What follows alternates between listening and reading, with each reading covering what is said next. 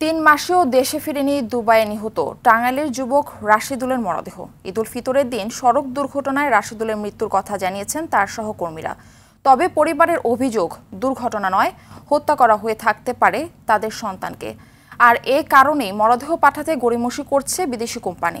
এদিকে খোঁজ নেই সেই সহকর্মীদেরও। টাঙ্গাইল থেকে কামাল হোসেনের প্রতিবেদন, জানাচ্ছেন সাইয়েদ মাহমুদ।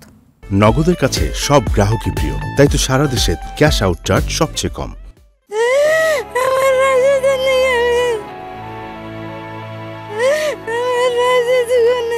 ছেলের মরদেহের প্রতীক্ষায় মা, সন্তানের ছবি বুকে নিয়ে থেকে থেকে কেঁদে উঠছেন। শোকে কাতর পুরো পরিবার। টাঙ্গাইল সদর উপজেলার গোসাইজোয়ার গ্রামের দরিদ্র কৃষক আলতাফ হোসেনের ছেলে রাশেদুল দরিদ্র পরিবারের সচ্ছলতা ফেরানোর আশায় পাড়ি জমান দুবাই। গত ঈদুল ফিতরের দিন তার সহকর্মীরা জানায়, মর্মান্তিক এক সড়ক দুর্ঘটনায় রাশেদুলের মৃত্যু হয়েছে। এ খবরে শোকের ছায়া নেমে আসে পরিবারে। 3 মাস পেরিয়ে গেলেও দেশে আসেনি ছেলের মরদেহ।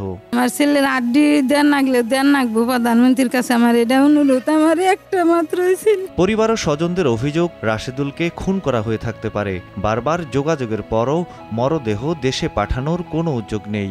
নগদের কাছে সব গ্রাহকই প্রিয়, তাই তো সারা দেশে ক্যাশ আউট চার্জ সবচেয়ে কম। এখন ওরা বলতেছে যে না, আপনার ধৈর্য ধরেন, লাশ অবশ্যই আসবে। কিন্তু আমি এই বিষয়ে বুঝলাম না যে এরা এরকম সময় অতিবাহিত করার কারণ কি।